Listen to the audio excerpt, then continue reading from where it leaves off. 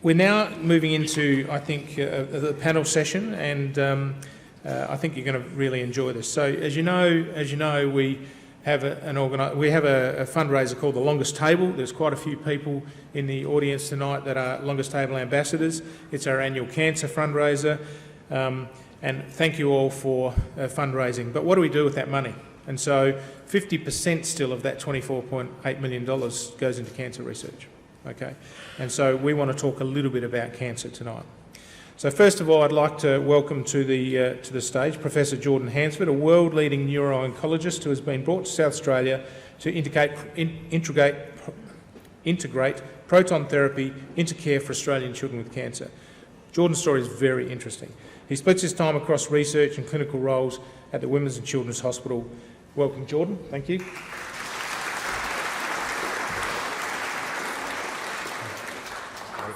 You can sit down if you like to. We also have Professor Marion Eckert, a leader in cancer nursing, and in particular this year we've been proud to support Marion and her colleagues' efforts in skin cancer prevention. Welcome, Marion.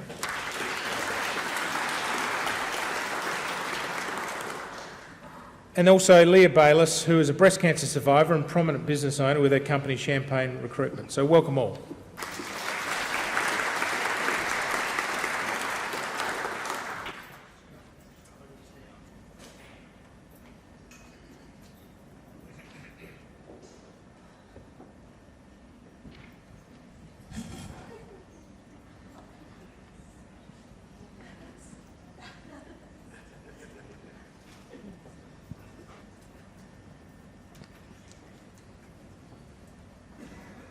So three people from three different backgrounds. So I'd ask you first to tell us a little bit about your story and what you do and where you are. So Jordan, share with us your background, a little bit more about the roles that you fill here in Adelaide and how it's going for you. Check. See if I'm doing this right. homelottery.com.au. Right. Where there's a will, we want to be in it. So I was brought to Adelaide a couple of years ago with this wonderful new building that we're building to treat patients across Australia with cancer with a more modern form of radiotherapy. I have cross appointments at the hospital, Women's and Children's, SAMRI, I'm working on the BRAG project, cross-appointed with the university and Sugency, and trying to slowly start our own group here in terms of doing research looking at a whole bunch of different things. My big interest is clinical trials, and my whole modus operandi, the biggest thing that I'm hoping to do to South Australia and care for children in South Australia is actually to increase the number of clinical trials that we have for kids with brain tumors. We've done that. We've got a lot more work to do to get there before we then start the proton projects, which is a whole new kettle of fish. So. Indeed, and you know, in layman's terms, in fact, the Premier asked me one day, you know, what is it about clinical trials? And I said, Mr. Premier, I didn't say Mr. Premier actually, I said Mally. Clinical trials bring hope, and so from a layman's perspective, that's the way I like to describe them. But they are the only way to identify new therapies, clinical trials. Yeah, and so for kids in particular, you know, it's really become our standard of care. We started treating children who used to be sent home with new and novel agents in the 40s. And since then, where most kids were sent home to die, survival less than 10% for most diseases, you know, across Australia now we're at 85%. Survival overall. And the reason why we are is serial clinical trials every decade or 5 years, and then converting over and asking new questions.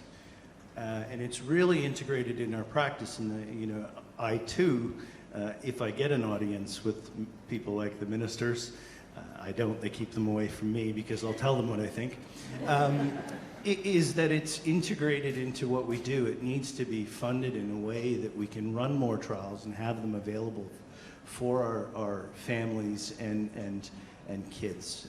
And if we do, there's no reason why Australia can't be a leader. We do well, but I think we can do better with good partnerships between government and philanthropy and industry and our patients.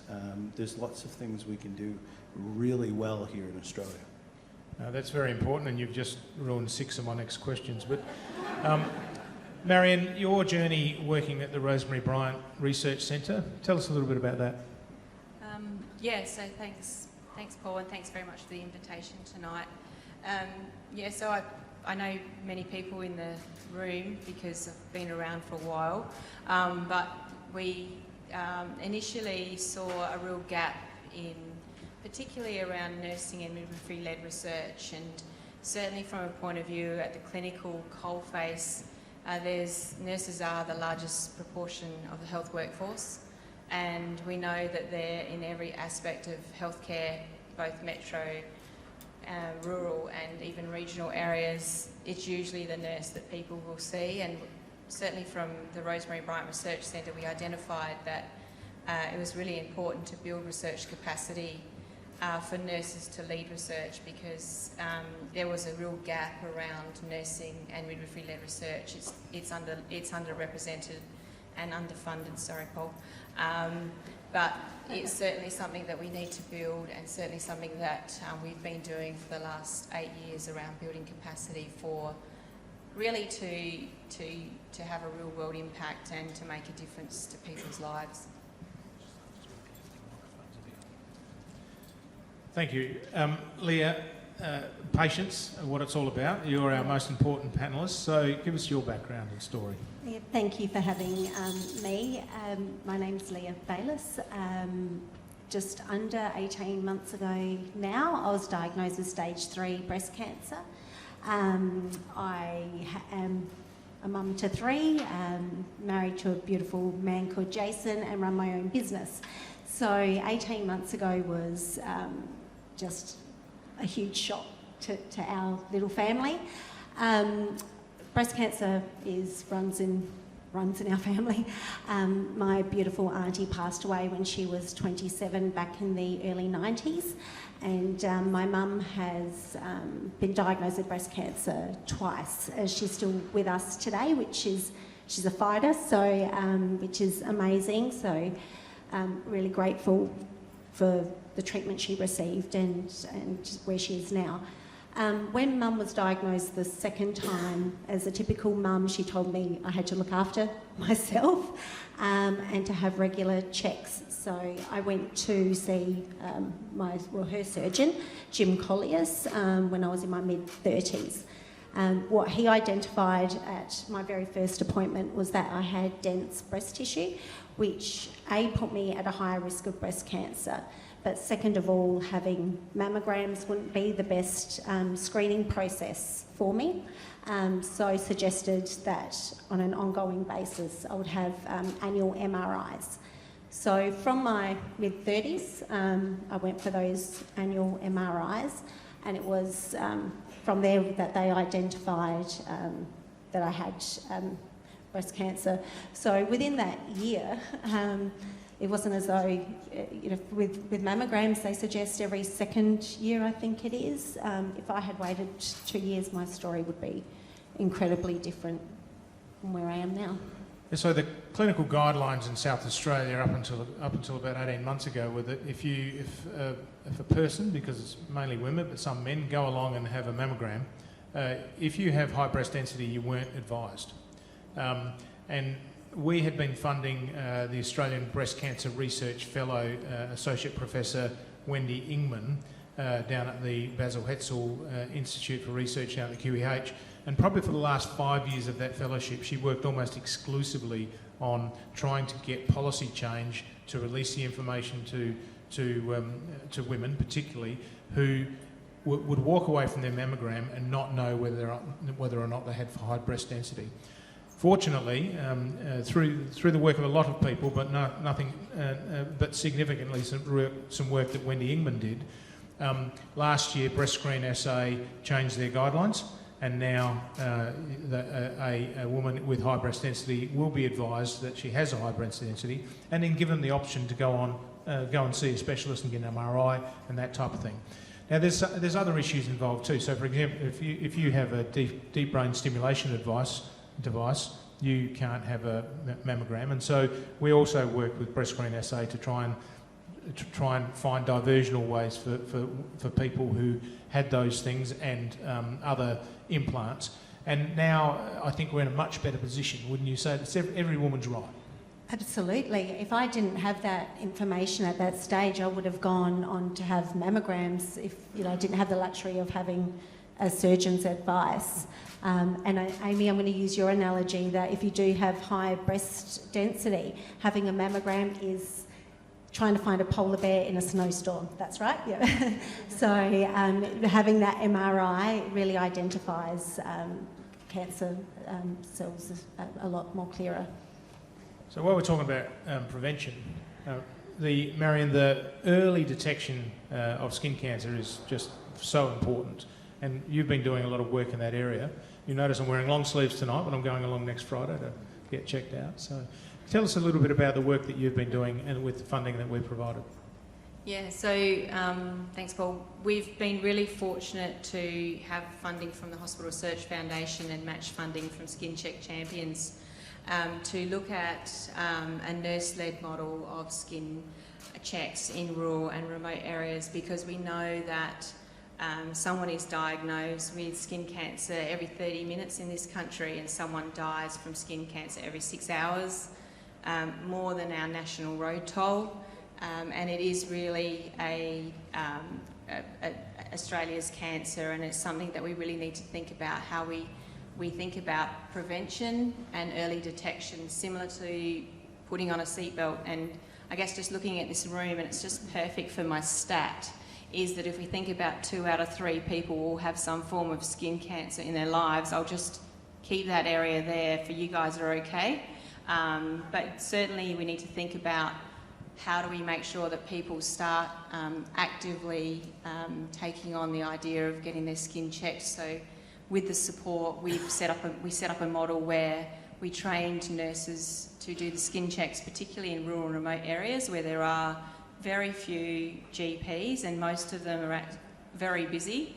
And we know that there's only 600 dermatologists in the country. And so often it's the nurse that's in these rural and remote areas. So to be able to train them to do that early detection was key, and we've been able to, with the support from the Hospital Research Foundation, train 13 nurses, and over the course of 2023 we've done over 500 skin checks with the assistance of Skin Check Champions and also a team called Skin Smart Australia, and we've trained these nurses to do this. So it's been huge for those rural and remote communities. And just sort of a couple of stories, people have turned up, a lot of people have never had their skin checked before.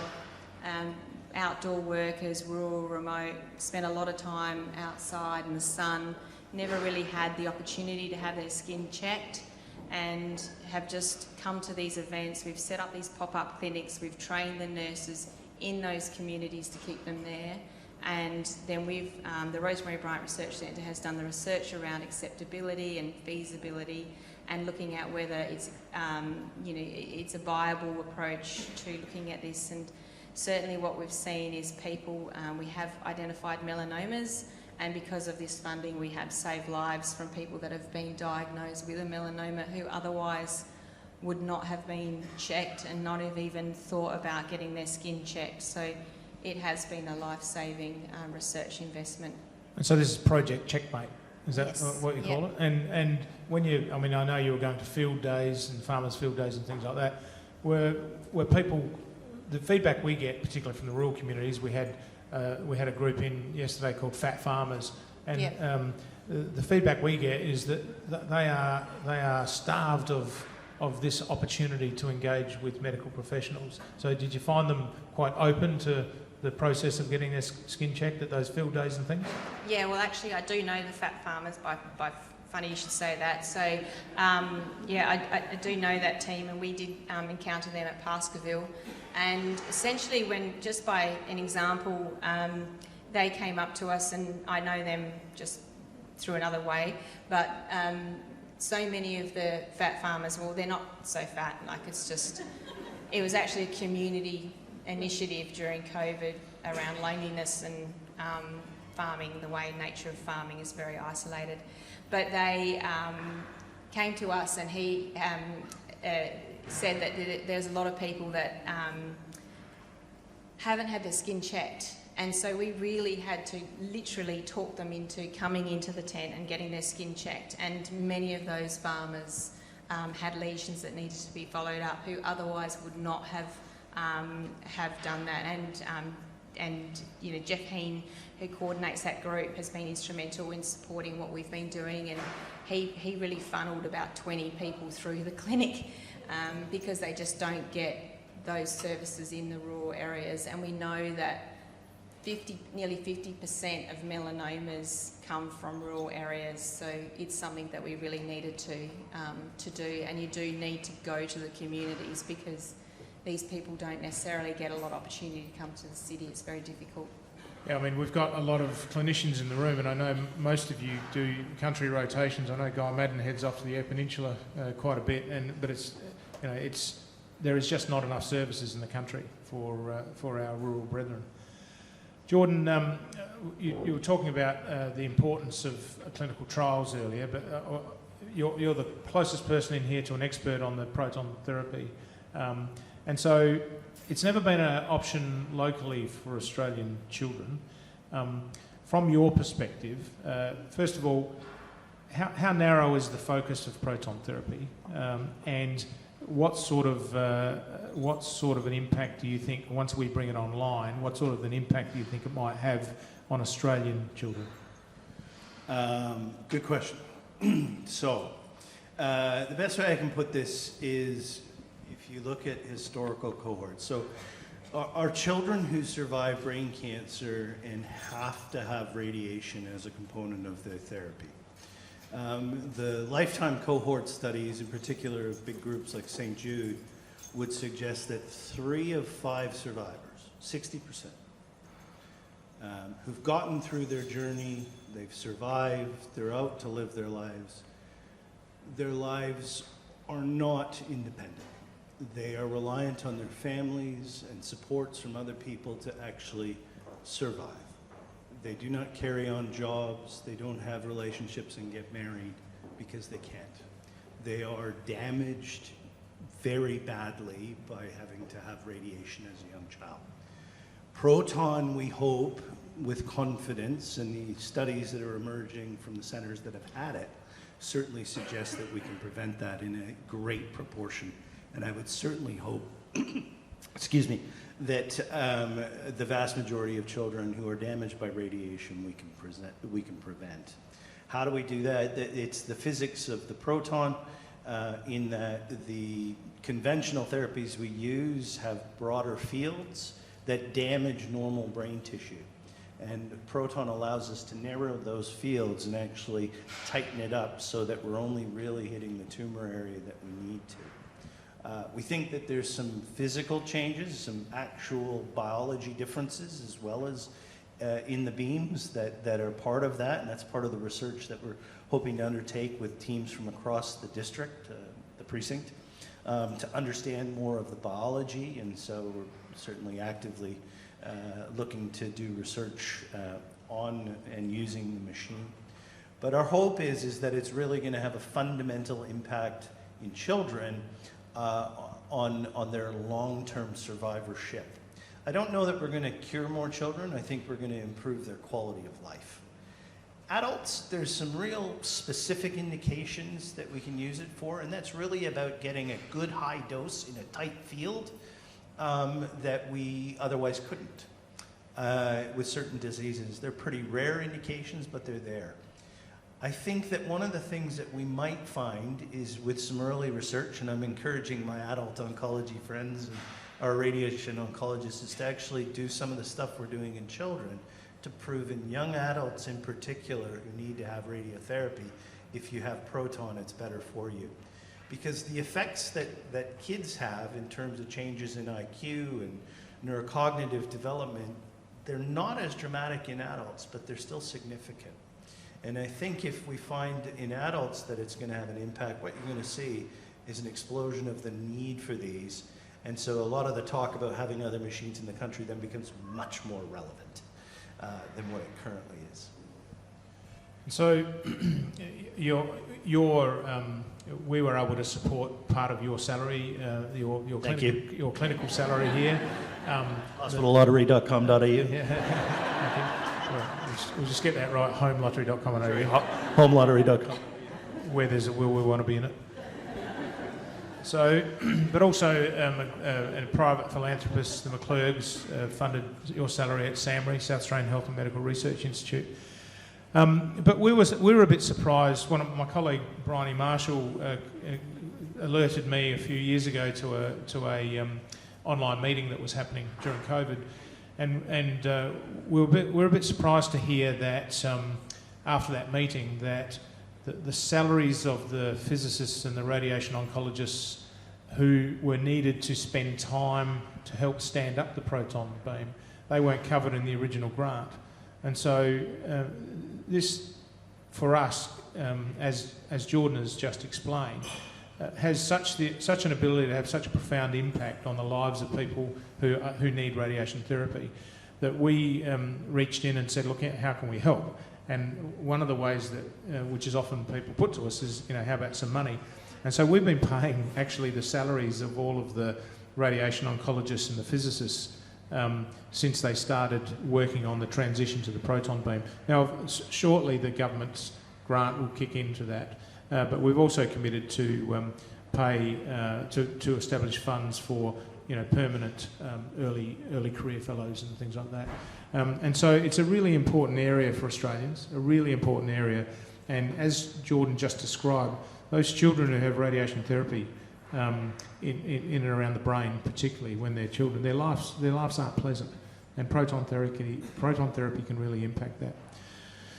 So, how will you go about recruiting patients and eventually after the treatments? What sort of demand will there be for registry work? We've looked at the numbers. We're really lucky in terms of pediatrics and pediatric neuro-oncology. We have 9 centers around the country and only 9 that we have to deal with. We work very closely with them because we collaborate with all of our clinical trials. We try and open them at as many sites as we can.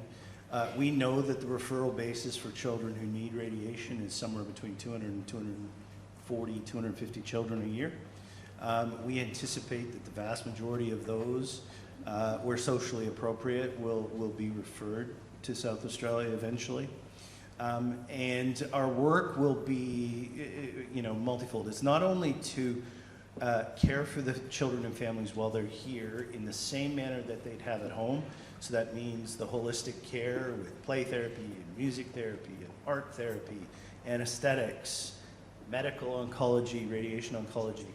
We have to run the clinical trials that each of our centers has open, and it might not be open for Adelaide kids, so we're actually going to have to open all their trials in some capacity to care for those kids and do all the reporting for them.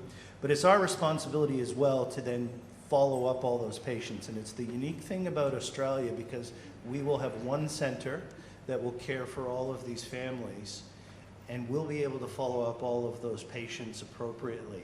It's a lot of work to get that underway. It's going to be a lot of funding to get that underway.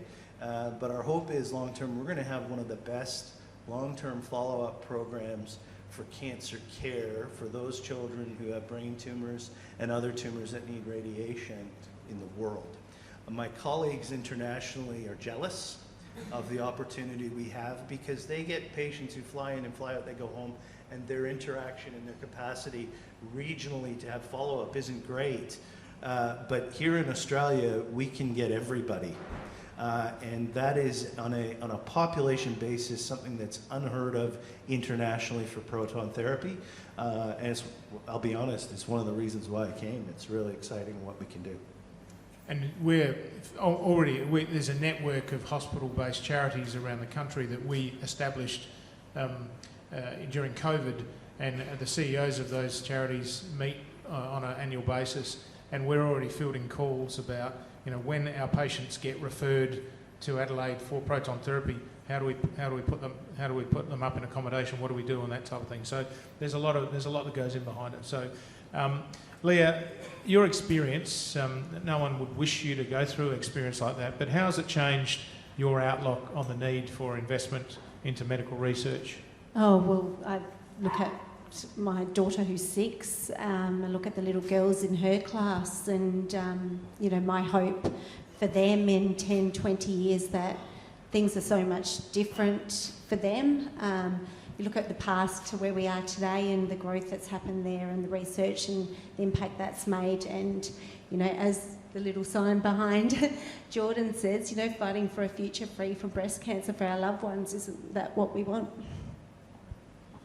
Yep, hear. Marion, what would you say to the people here tonight? Who are the supporters that enable the Hospital Research Foundation to fund grants? What's your message to them? Well, first of all, I'd like to say thank you, because without the funding support, this initiative would not have happened at all. It's been very difficult to get funding on such an important initiative, and certainly the innovation that we've been able to demonstrate with being able to train nurses in the local area who then stay in their area and perform skin checks and work in partnership with GPs. Sitting behind that also has been the use of AI to be able to assist with education, and that was the first time that occurred in Australia, was in South Australia. And also thank you to our partner from Skin Check Champions who matched the funding, because then that enabled us to be able to do more and go further, so we could get to Cooper Pedy in those really remote areas.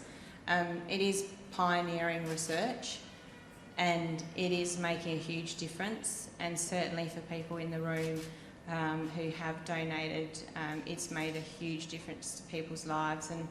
And the stories that we heard from people around this opportunity was just so grateful, and even the councils wrote letters of support to say how important this was. Local members of Parliament wrote letters of support to say that this has made a huge difference to the community.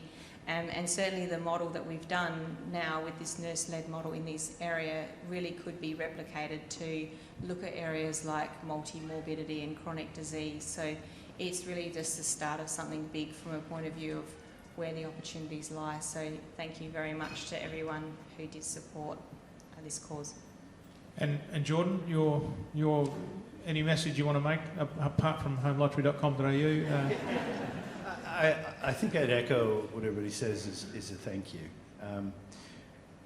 Tackling, I deal with childhood brain tumors, and I've said this for years, the biggest impact we are going to have to help these kids is working in partnership with government and philanthropy and industry and our patients and their families.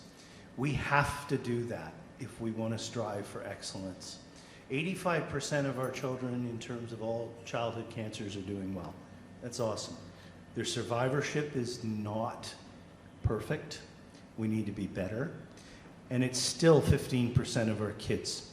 And I'd love that to be over 90% before I retire. And the only way to do that is we keep working hard as a team. So thank you. There's our challenge.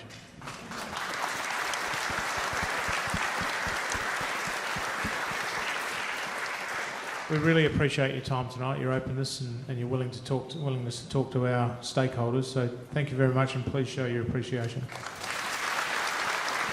Thank you.